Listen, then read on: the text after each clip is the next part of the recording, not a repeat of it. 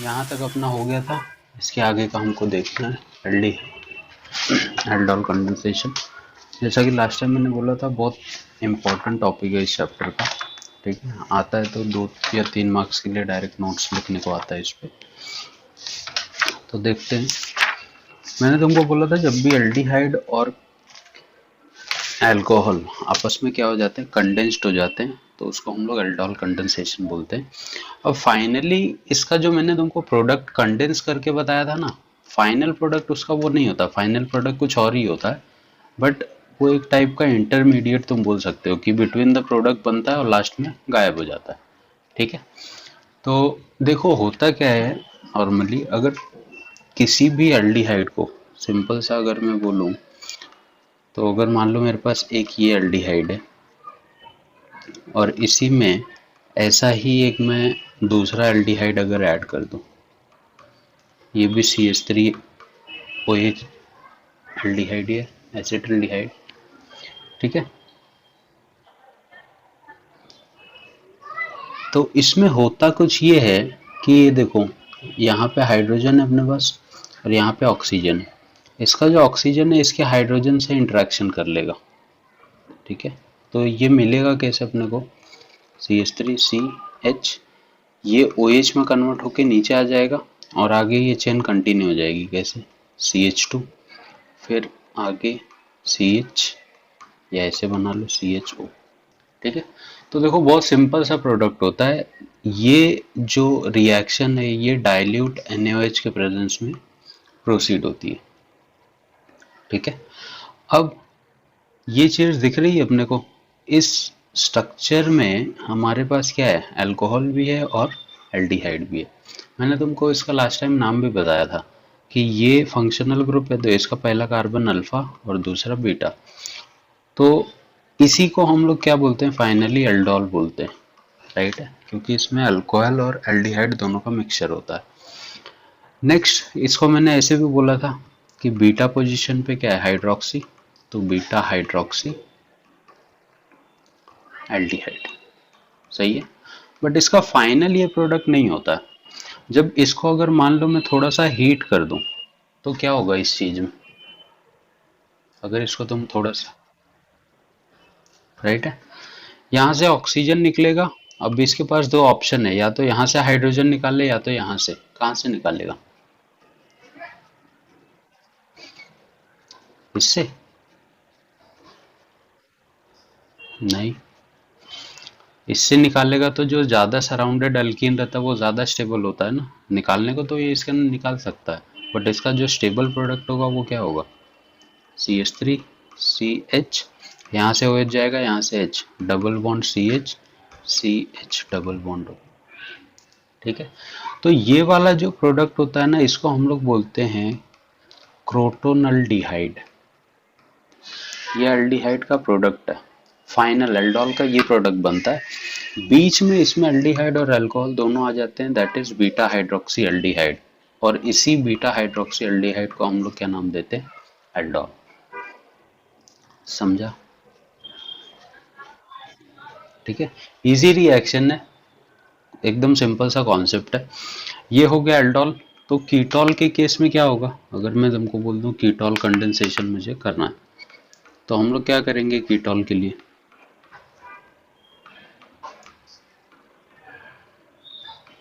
दोनों मॉलिक्यूल मैंने क्या बोला कीटोन के लेने पड़ेंगे हमको। सपोज करो ये है, एक ये कीटोन ले लेते हैं, प्लस इसी में एक दूसरा कीटोन ले लेते हैं इसे। सेम वही रिएक्शन होगा, ये इस पे अटैच होगा और क्या बन जाएगा, CH3 C, इसका CH3 ऊपर ले लेते हैं, इसका OH नीचे। ठीक है, फिर आगे क्या बचेगा, CH2 CH3 C double bond. Again तुम इसको देखते हो तो ये फंक्शनल ग्रुप हो गया, ये अल्फा कंडीशन, ये बीटा वाली, तो इसको मैं क्या बोलूँगा, बीटा हाइड्रोक्सी क्या कीटोन, और ये तुम्हारा बीटा हाइड्रोक्सी कीटोन क्या बोला जाएगा, कीटोल बोला जाएगा। और फाइनली यहाँ से O और यहाँ से H, ये निकाल के ऐसे कन्वर्ट हो जाएगा।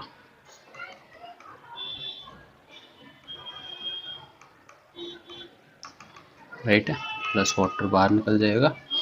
तो ये भी, इसको भी हम लोग क्रोटोनल्डिहाइड ही बोलते हैं। इसको कोई स्पेसिफिक नाम नहीं है वैसे, इसको क्रोटोनल्डिहाइड की कैटेगरी, हाँ एल्डिहाइड नहीं लिखेंगे इसको, बट बहुत सारी बुक में ना इसको क्रोटोनल्डिहाइड के ग्रुप में काउंट करते हैं हम लोग। ठीक है, ग्रुप में इसको काउंट कर सकते हो, बट इसका अगर तुमको नाम लिखना होगा ना तो तुम लोग IUPAC नेम लिखने का। वो एल्डिहाइड के केस में क्रोटोनल्डिहाइड लिखोगे तो चल जाता है, लॉजिकल लगता है थोड़ा, बट अगर तुम लोग को कन्फ्यूजन है कि ये लिखे वो लिखे तो डायरेक्ट IUPAC नाम लिख के छोड़ दिया करो। ठीक है, क्या होगा इसका IUPAC नेम?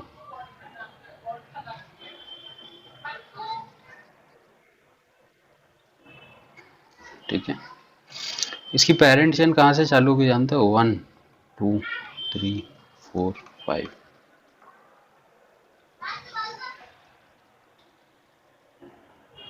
समझा ऐसे मैंने क्यों काउंट किया? ठीक है, 1 2 3 4 5। हाँ बोलो। बताता हूँ। तो क्या हो जाएगा? Pentane 2 on 4 methyl. ठीक है, तो इतना सा ही रिएक्शन है एल्डोल में, बाकी कुछ देखने वाली चीज़ें नहीं है। मैं तुमको नोट्स लिखाऊंगा तब लिखेंगे, जिनको नहीं समझा एक बार मैं वापस बता दे रहा हूँ, देख लो। एल्डोल कीटोल तो अपने को समझ में आ गया। इसी में एक टॉपिक आता है क्रॉस्ड एल्डोल। ठीक है, क्रॉस्ड एल्डोल का मतलब क्या होता है मालूम है? हम लोग दोनों ग्रुप डिफरेंट लेंगे। जैसे अगर मैंने ये एसिटल्डिहाइड लिया तो दूसरा मेरा एसिटल्डिहाइड को छोड़ के कुछ भी हो सकता है। जैसे ये कौन सा ग्रुप है? फॉर्मल्डिहाइड। ठीक है, जब ये दोनों एल्डिहाइड मैच नहीं करेंगे तो इसको हम लोग कौन सा रिएक्शन वही होगी, देखो इसका हाइड्रोजन इससे जुड़ेगा तो क्या मिलेगा अपने को? H, नीचे OH, आगे CH डबल बॉन्ड। अब फाइनली क्या होगा? OH। अब इसके पास ऑप्शन नहीं है तो ये यहाँ से निकालेगा, यहाँ पे डबल बॉन्ड बनाएगा, तो बनना वही है। तो जब भी एल्डिहाइड ग्रुप चेंज होंगे ना तो उसको हम लोग क्या कंसिडर करते हैं? Crossed aldol. जैसे एक एग्जांपल अगर मैं दूं तुम लोग को, कि मान लो मुझे इसका रिएक्शन करवाना है, तो इस रिएक्शन को मैं क्या बोलूंगा?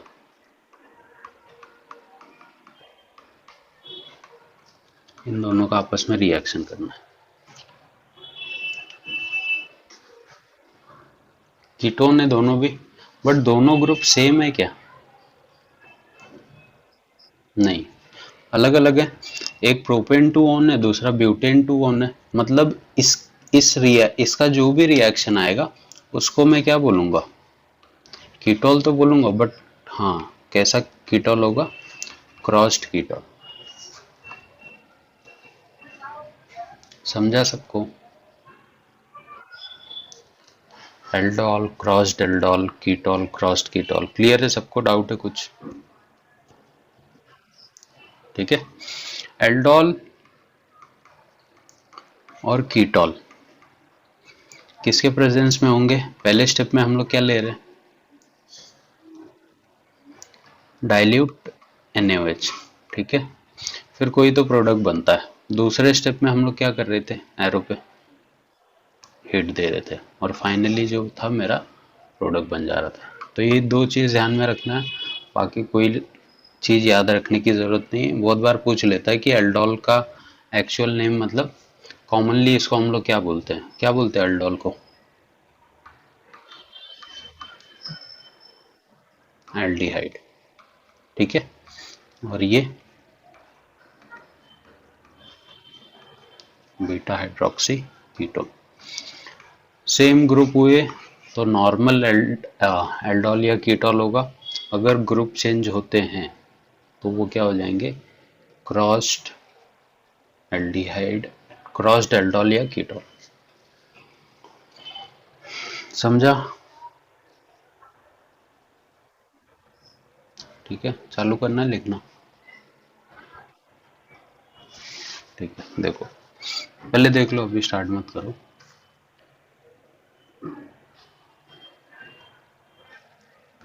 The carbon and hydrogen adjacent to carbonyl group are called alpha carbon and alpha hydrogen respectively.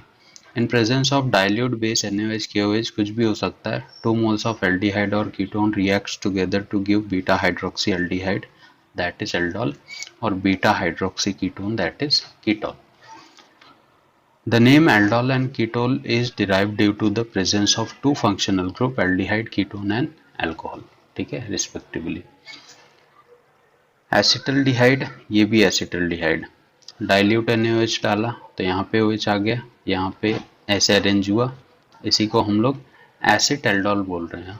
Aldol भी बोल सकते हो, एसिड ग्रुप था तो एसिड एल्डोल बोलो. जैसे ही हीट करोगे ये कन्वर्ट हो जाएगा किस में, यहाँ से वाटर को रिलीज करेगा. चाहिए तो फाइनली वाटर लिख दो या यहीं पे -H2O करके हम लोग इसको ये कर सकते हैं.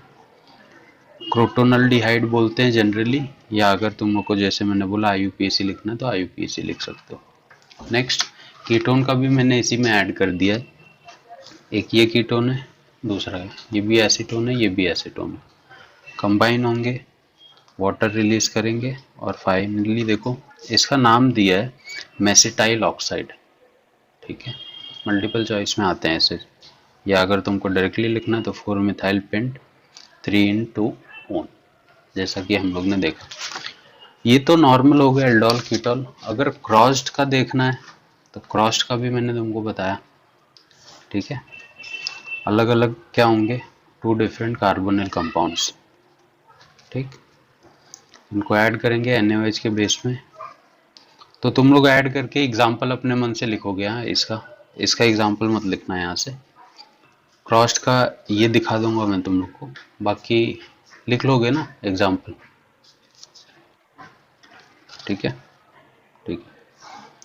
Comparing to ketone, aldehydes are more reactive and gives major product. बस यहाँ पे खत्म हो जाएगा. तो यहाँ से लिखना स्टार्ट करो एल्डोल कंडेंसेशन है इस चैप्टर से. बट इससे भी ज़्यादा एक और रिएक्शन है, नेमिंग रिएक्शन है. अगेन ये भी बहुत ज़्यादा इम्पोर्टेंट है, कैनिज़ारो रिएक्शन.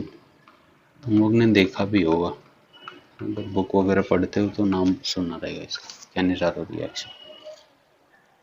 ठीक है, अभी तो मैं क्या कर रहा था कि नॉर्मली एल्डिहाइड ले रहा था, 2 सेम मॉलिक्यूल्स प्लस डिफरेंट भी ले रहा था, बट हम लोग क्या कर रहे थे वहाँ पे NaOH डाइल्यूट ले रहे थे. ये रिएक्शन भी सेम है एल्डिहाइड और कीटोन से, कुछ भी डिफरेंट नहीं है. ठीक है, इसमें हम लोग क्या लेते हैं, सिंपल सा एक एल्डिहाइड ग्रुप लेंगे, फिर से वही एल्डिहाइड ग्रुप, बट यहाँ पे जो NaOH होगा, ठीक है, वो 50% होता है. 50% समझ रहे हो, कॉन्सेंट्रेटेड तुम बोल सकते हो दूसरे लैंग्वेज में.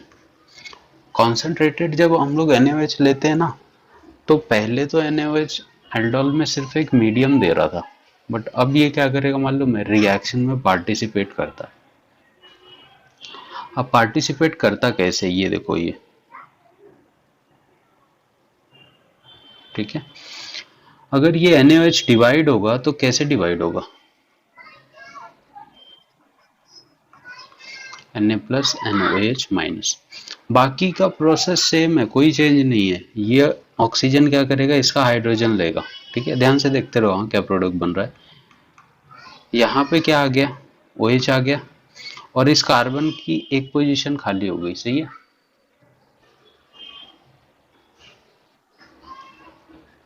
ठीक.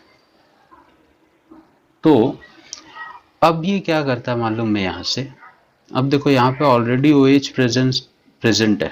ठीक है, तो यहाँ से ये जो NaOH है ना, वो किस इस फॉर्म में ब्रेक होता है, NaO और H प्लस, NaO माइनस और H प्लस.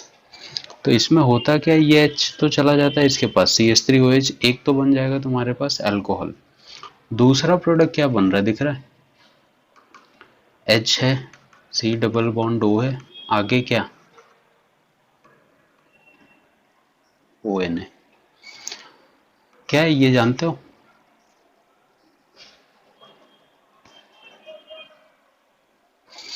Carboxylic acid. नहीं ईस्टर थोड़ी है, कार्बोक्सिलिक का डेरिवेटिव है फैटी एसिड, जिसको मैं बोल रहा था, sodium salt of fatty acid, aluminium salt of fatty acid बताया था ना। यहाँ पे अगर मैं H लिख दूं तो ये तो हो गया कार्बोक्सिलिक, और कार्बोक्सिलिक को ही हम क्या बोलते हैं, फैटी एसिड बोलते हैं। अब इसका H निकाल के अगर मैं Na डाल दूं तो इसको मैं क्या बोलूंगा, sodium salt of fatty acid. सही है, ठीक है। तो अब देखो मैंने किया क्या, दो सेम मॉलिक्यूल लिए एल्डिहाइड के, ठीक है, इसमें NaOH डाला, तो एक इससे प्रोडक्ट बना मेरा क्या, अल्कोहल, और दूसरा क्या बन गया, sodium salt of fatty acid. तो ये कार्बोक्सिलिक का पहला फॉर्मेट है ना, H वाला, फॉर्मिक एसिड से बना है, तो इसको हम लोग सोडियम फॉर्मेट भी बोलते हैं, ठीक है। सोडियम फॉर्मेट इसको लिखते हैं बहुत जगह पे। अगर डायरेक्ट यहाँ पे CH3 होता तो इसको हम लोग सोडियम एसिटेट लिख देते, नहीं तो अगर तुमको जनरली लिखना है तो sodium salt of fatty acid तुम लोग लिख सकते हो, ठीक है। तो अगर मान लो कि तुम्हारे सामने एक ऐसा रिएक्शन दे दिया जाए कि एक बेंजीन है, इस पे कोई एल्डिहाइड ग्रुप है, फिर ऐसा दूसरा बेंजीन है जिस पे फिर से सेम एल्डिहाइड है, और प्लस NaOH यहाँ पे लिख दे रहा है वो 50%, तो इस कंडीशन में मैं इसको एल्डोल या कीटोल नहीं कंसिडर कर सकता, मुझे क्या लेके चलना पड़ेगा इसको, कैनिज़ारो रिएक्शन।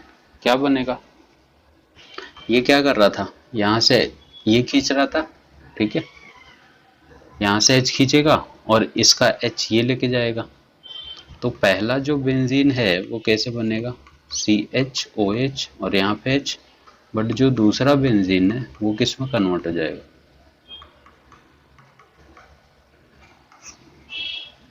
ठीक है।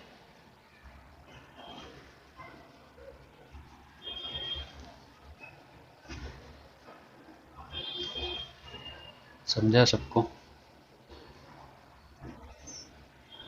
ठीक है। अब कैनिज़ारो में भी नॉर्मल कैनिज़ारो और क्रॉस्ड कैनिज़ारो है। क्रॉस्ड कैनिज़ारो का मतलब क्या होगा, तुम लोग सोचो।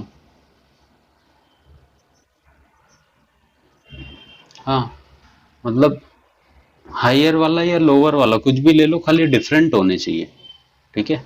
जैसे अगर मैं इसी के केस में एक तुमको बेंजल्डिहाइड बना के दे देता और एक फॉर्मल्डिहाइड बना के दे देता, ठीक है, और इस पे मैं बोल देता कि NaOH 50% है, अपन क्या करते, बल्कि ग्रुप है तो इसका H निकालेगा, ये इसका H निकालेगा, क्या बना देगा,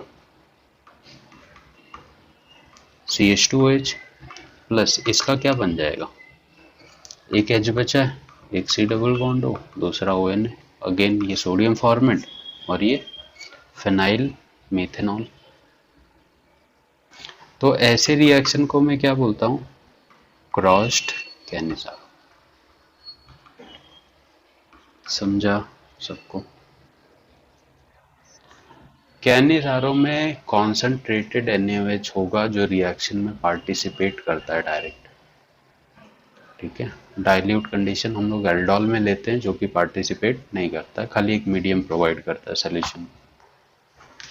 तो देखो जो मैंने तुमको समझाया है ऐसा लिखा हुआ है, और मुझे नहीं लगता उतना टफ है। ये कैनिज़ारो का है, कहीं कहीं पे प्रोडक्ट मैंने नहीं बनाया तो तुम लोग बना के नाम लिख लेना, और ये तुम्हारा क्रॉस्ड कैनिज़ारो का। कुछ तकलीफ किसी को होगा तो अच्छी बात है। जैसे ये बेंजीन है, ठीक, इस पे अगर मैं OH लगा दूं तो ये कौन कौन सी पोजीशन को एक्टिवेट करता है, तुम लोग कैसे डिसाइड करते हो। हाँ, जब ये डोनेट करेगा तो लोन पेयर एक बार यहाँ पे, एक बार यहाँ पे, और एक बार यहाँ पे, सही है, राइट। तो इसी को अगर मुझे इलेक्ट्रोफाइल के रिस्पेक्ट में बोलना है तो मैं क्या बोलूँगा, अगर इस पे कोई इलेक्ट्रोफाइल अटैक करेगा तो वो सिर्फ ऑर्थो और पैरा पे कर सकता है, राइट है, जिसको हम लोग ऑर्थो पैरा डायरेक्टिंग बोलते हैं। बट अगर कोई न्यूक्लियोफाइल करना चाहेगा तो कहाँ पे अटैक करेगा, मेटा पे, सही है। तो for nucleophile Meta is directing, right. But अगर इसी पे मैं NO2 लगा देता हूँ, जबकि मेरे को पता है कि NO2 क्या है, इलेक्ट्रॉन विड्रॉइंग ग्रुप है, तो यहाँ पे आ जाएगा पॉजिटिव चार्ज, यहाँ पे पॉजिटिव और यहाँ पे पॉजिटिव। तो ये इलेक्ट्रोफाइल के लिए क्या हो जाएगी, ऑर्थो पैरा, डीएक्टिवेटिंग। ठीक है, इलेक्ट्रोफाइल अब ऑर्थो पैरा पे नहीं जा सकता है, कहाँ पे जा सकता है, मेटा पे। जबकि न्यूक्लियोफाइल कहाँ पे जाएगा, ऑर्थो एंड पैरा। सही है।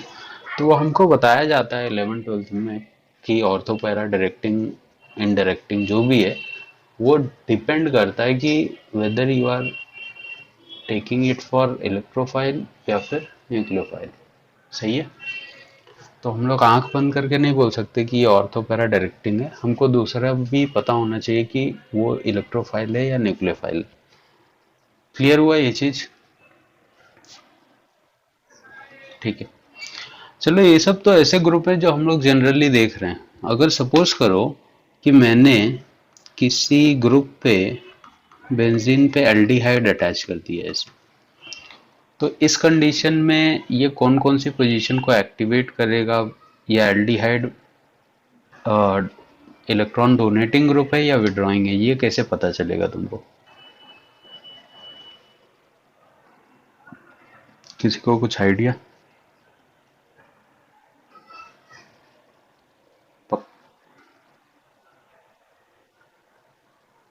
हम्म,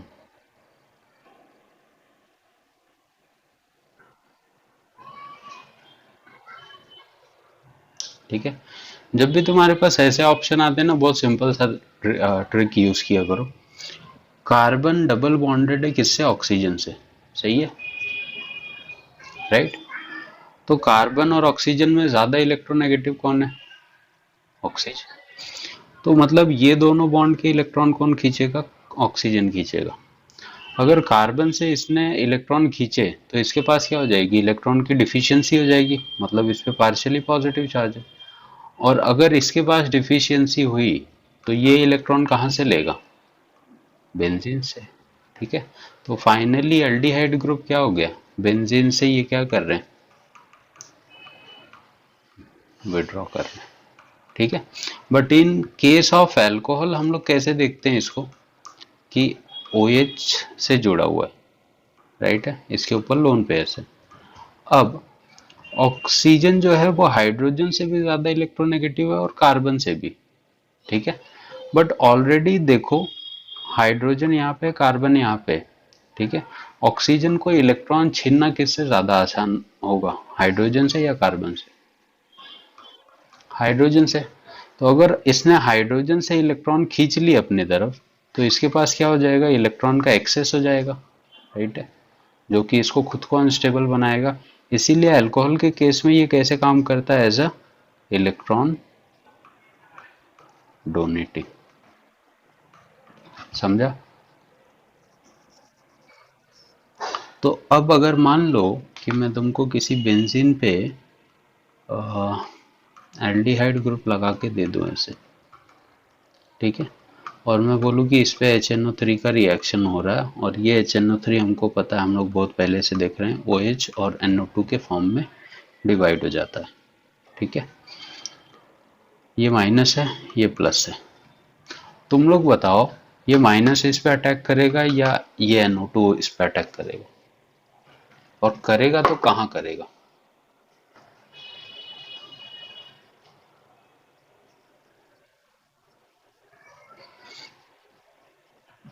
नहीं, मैंने तुमको पहले भी बोला है कि बेंजीन जो है, ठीक है, ये क्या है, इलेक्ट्रॉन रिच मॉलिक्यूल है। सही है। इसके पास एक्स्ट्रा इलेक्ट्रॉन होते हैं, इसके लिए वो उनको अंदर घुमाते रहता है। ठीक है। तो अगर ये ऑलरेडी इलेक्ट्रॉन रिच है और बाहर से कोई इलेक्ट्रॉन नेगेटिव चीज इसके पास आएगी, तो क्या ये इस पे रिएक्शन करेगा क्या?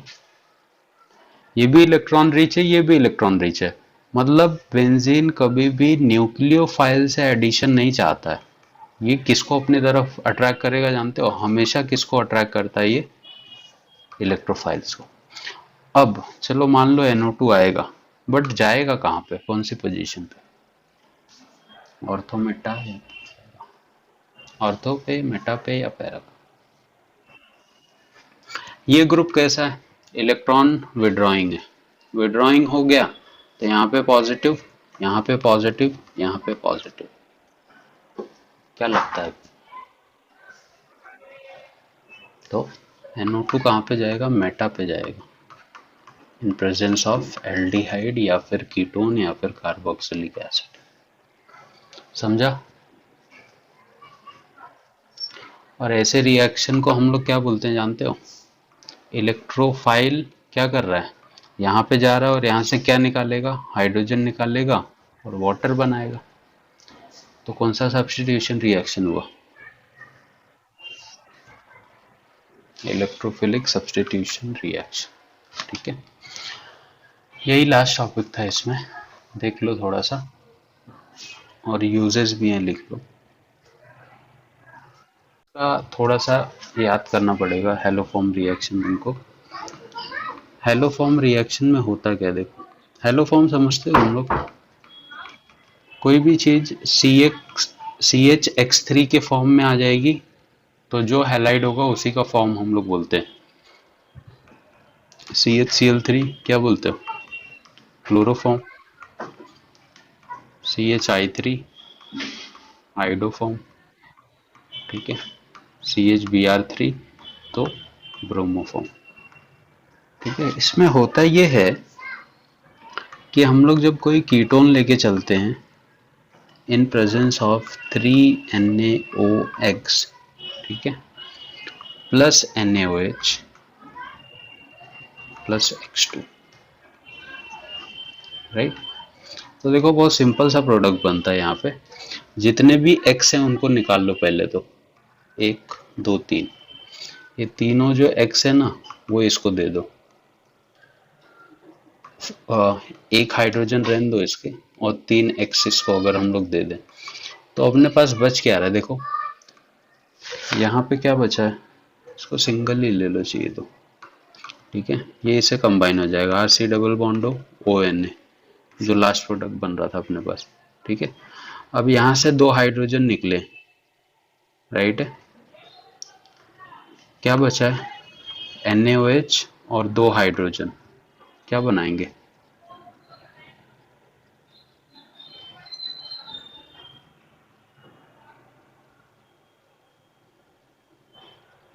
ये X इसके पास आ गया ना, NaOH बच रहा है ONA, तो H2।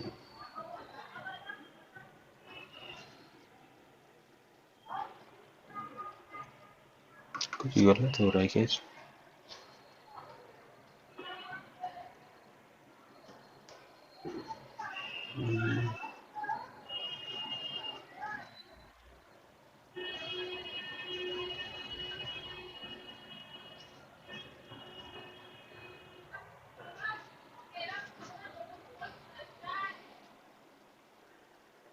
हाँ सही, ऐसे कर लो, नहीं तो एकदम सिंपल सा बताता हूँ हेलोफॉर्म रिएक्शन। देखो एक कीटोन ले लो, उसमें 3NaOX ऐड कर दो।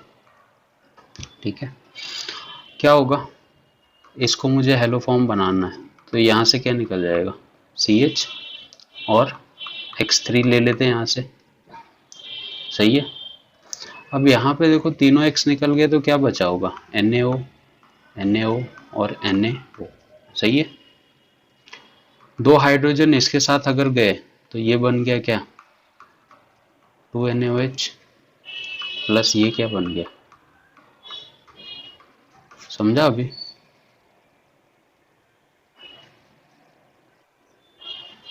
समझा? वापस बता दूं?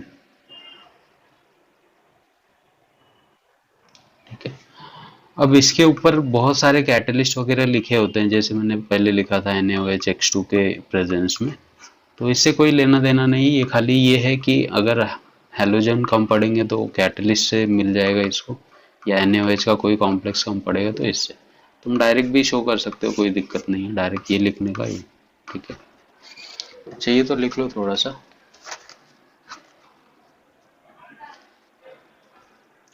तो वही सोडियम फॉर्मेट का बनेगा हेलोफॉर्म और NaOH। बोलो। ठीक है, तो aldehyde ketone done, carboxylic acid. ठीक है, अब नॉमेनक्लेचर तो अपने को पता है। ठीक है, उसमें ज़्यादा डिटेल में जाएंगे नहीं, कुछ नॉमेनक्लेचर में बता देता हूँ। कुछ कॉमन नेम है जो अपन ज़्यादा करके यूज़ करते हैं इसको। अ, तुम लोग को स्टार्टिंग में देखो मैंने बताया था कि जब भी अपने पास 5 कार्बन आएंगे तो उसके लिए एक मैंने कॉमन नाम बताया था, याद है किसी को? 5 कार्बन वेलर। ठीक है, अब एल्डिहाइड हुआ तो वेलरल्डिहाइड, और कार्बोक्सिलिक हुआ तो वेलेरिक एसिड। ठीक है, तो कुछ स्ट्रक्चर दे रहा हूं मैं, नाम उनके कॉमन नेम से ही उनको जानते हैं ज़्यादा करके। जैसे तुम लोग ने ये देखा होगा, क्या बोलते हैं उसको?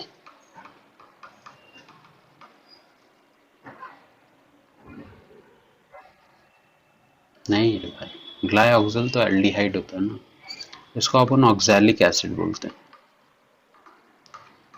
ठीक है, और जनरली देखोगे तो 1,2 क्या हो गया? Ethane 1,2 dioic acid. ठीक है, जैसे ये स्ट्रक्चर है।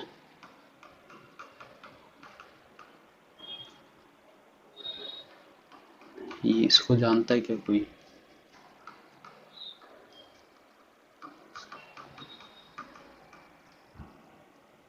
ठीक है, try carboxylic acid, that is citric acid. ठीक, बाकी ये तो मैंने तुमको बहुत बार बताया है। एसिटिक एसिड, फॉर्मिक एसिड, मालूम है ना ये तो सबको। क्या बेंजोइक है? ठीक है, अब देखो, आ, इसका नाम हम लोग क्या लिखेंगे जनरली? ब्यूटेनोइक एसिड, बट ये बटर वगैरह में ज़्यादा मिलता है, इसके लिए इसको हम लोग ब्यूटायरिक एसिड भी बोलते हैं। ठीक है, लिखा दूंगा मैं अभी, एक नोट्स दूंगा तो उसमें से छाप लेना, ब्यूटायरिक एसिड। ठीक है, दूसरा, अगर C4H9 और COH, तो मैंने बोला 4 कार्बन और ये पांचवा, तो इसको मैं क्या बोल सकता हूँ? Valeric acid. ठीक है, ऐसे करके दिया रहता है एन ब्यूटरिक एसिड या एन वेलेरिक एसिड, तो इसका मतलब बताया मैंने सबको, एन मतलब क्या होता है। हाँ, लाइन में रहेंगे चारों कार्बन। दूसरा, इसका जो मेन ये है, देखो, जैसे 2 कार्बोक्सिलिक एसिड है, अगर एक कार्बन से जुड़े हुए हैं तो ये नाम काफी इंपॉर्टेंट है, तो इसको हम लोग बोलते हैं मेलोनिक एसिड। ठीक है, 2 कार्बोक्सिलिक हैं और 2 कार्बन से जुड़े हुए हैं, CH2 यूनिट 2 बार है, तो इसको हम लोग बोलते हैं सक्सीनिक एसिड। ठीक है, इनको ऐसे याद रखो, एक पे मेलोनिक, 2 पे सक्सीनिक। अगर 3 आते हैं, मतलब बीच में CH2 यूनिट 3 बार आ जाए और दोनों साइड अगर कार्बोक्सिलिक हो, तो इसको हम लोग ग्लूटारिक एसिड बोलते हैं। ये नाम ज़्यादा इंपॉर्टेंट है इसके। नेक्स्ट, अगर CH2 यूनिट बीच में 4 बार आ जाए, तो इसको हम लोग एडिपिक एसिड बोलते हैं। ठीक है, तो ये 4 नाम इंपॉर्टेंट है, एक बार आया तो मेलोनिक, 2 बार सक्सीनिक, 3 बार ग्लूटारिक, 4 बार एडिपिक। ठीक है, कुछ स्ट्रक्चर ऐसे हैं, ये जैसे बेंजीन पे 2 कार्बोक्सिलिक एसिड। ठीक है, तो इसका एक रिएक्शन आएगा तुमको नेक्स्ट चैप्टर में, वो अमाइंस में, इसको हम लोग थैलिक एसिड बोलते हैं, फिक्स नेम है इसको।